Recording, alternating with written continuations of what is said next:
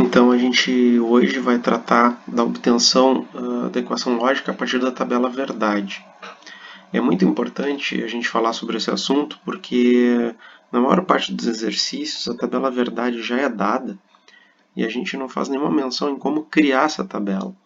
Ou a gente tem um circuito e a gente lá com um determinado instrumento, um LED, enfim, põe a combinação na entrada, analisa a saída e vai transcrevendo o funcionamento desse circuito para uma tabela, ou mesmo a gente tendo uma equação, a gente consegue chegar nessa tabela, como a gente já bem exercitou, mas dificilmente a gente cria essa tabela a partir de uma situação.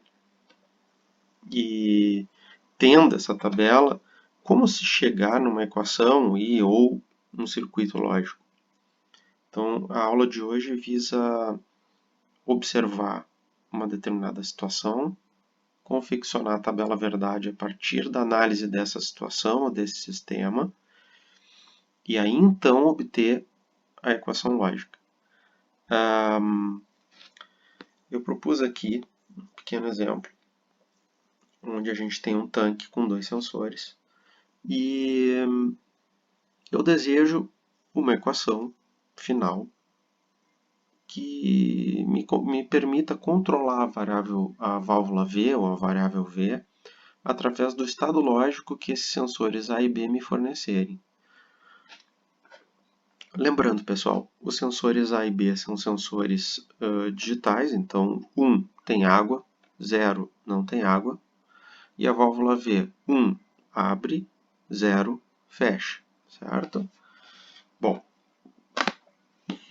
uma vez que eu tenho essas variáveis, eu preciso organizar elas e pensar em todas as combinações que são possíveis para essas variáveis dentro do meu sistema.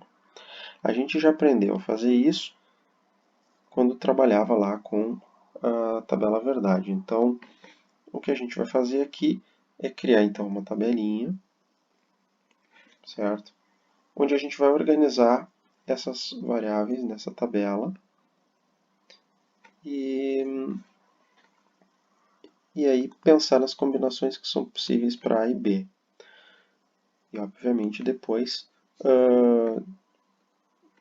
definir aqui nessa coluna da direita que valores eu quero para ver em função dessas combinações de A e B.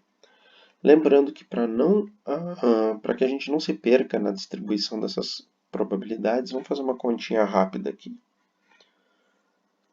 Quantas variáveis eu tenho? Duas variáveis. Quantos estados lógicos essas variáveis assumem? Dois estados lógicos. Então eu posso pensar assim: dois estados lógicos possíveis, duas variáveis. Isso vai me permitir 4 combinações. Ou seja, eu vou ter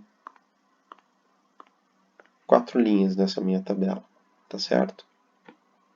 Como eu distribuo os valores de A e B para que eu não esqueça nenhum, nem repita nenhum? Bom, é bastante simples. A gente já viu isso, mas eu vou revisar com vocês. Inicialmente aqui, o que se tem é B assumindo a posição 0, porque ele está mais à esquerda, e A assumindo a posição 1. Se outras variáveis existissem aqui, elas assumiriam posição 2, posição 3 e assim por diante. Depois eu coloco a minha base. 2 na 0, 1, 2 na 1, 2, 2 na 2, 4, 2 na 3, 8. Por aí vai. Esse númerozinho 1, 2, 4, 8 aqui, né, que se origina dessas potências de 2, ele vai me dizer de quanto em quanto eu tenho que trocar o valor da variável. Inicialmente eu começo com 0, depois eu vou trocando. Aqui no caso de 1 em 1, aqui de 2 em 2, de 4 em 4 e assim por diante. É uma regrinha simples, mas que faz com que a gente não perca nenhum número nenhuma combinação nessa distribuição aí de valores, ok? Então vamos lá. Vou colocar aqui em verde. O B, então, inicialmente ele começa em 0, depois ele passa para 1, depois ele volta para 0, depois ele volta para 1. Ou seja, estou fazendo trocas de 1 em 1. Aqui o A começa com 0, permanece com 0, dois valores.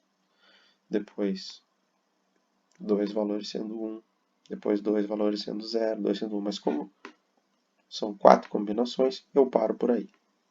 Distribuído isso, eu tenho que pensar agora, olhando para o meu sistema, que valores eu quero para ver, certo? Vou pegar aqui a caneta vermelha, então, e vamos começar a pensar. Sensor A está valendo 0 para essa primeira combinação aqui, ó. O A está valendo 0 e o B está valendo 0. Ora, se A é 0 e B é 0, esse tanque está seco. Então, como o meu objetivo é que o tanque esteja sempre cheio, eu vou mandar ligar essa válvula. Abra essa torneira. Situação 2. O sensor A está seco, não tem água em A, porém tem água em B. Eu vou lá para o meu objetivo. Qual é meu objetivo? Que o tanque esteja sempre cheio. Bom, nesses termos eu também sou obrigado a abrir a minha válvula, né? Situação 3. Eu tenho água em A, mas não tenho água em B. Ora, isso é um problema bem sério.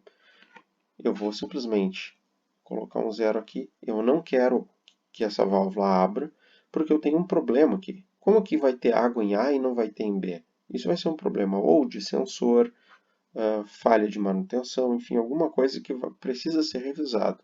Mas não vai ser abrindo a válvula que eu vou resolver esse problema. Se eu tivesse uma outra coluna do tipo alarme aqui, eu poderia pegar e deixar indicado então com 1 para permitir uma análise de manutenção do sistema, mas não é o caso. Então eu vou colocar o 0, vou botar um asterisco, porque isso aqui depois vai ser tratado num outro vídeo, quando a gente for ver mapas de Carnot. Situação 4. Eu tenho o sensor A e tenho o sensor B indicando 1, ou seja, esse meu tanque está cheio. Se ele está cheio, eu não preciso abrir a válvula. Está resolvido já. Com isso, pessoal, eu encerro aqui as 4 combinações lógicas, ok? E agora eu vou pensar em como extrair uma equação lógica a partir dessa tabela que eu tenho. Para isso, eu preciso alçar algumas técnicas. Uma dessas técnicas é o método da soma de produtos. Esse método de soma de produtos, ele olha especificamente para as saídas 1. Então, vamos anotar aqui o que a gente vai fazer a partir de agora. Método da soma de produtos.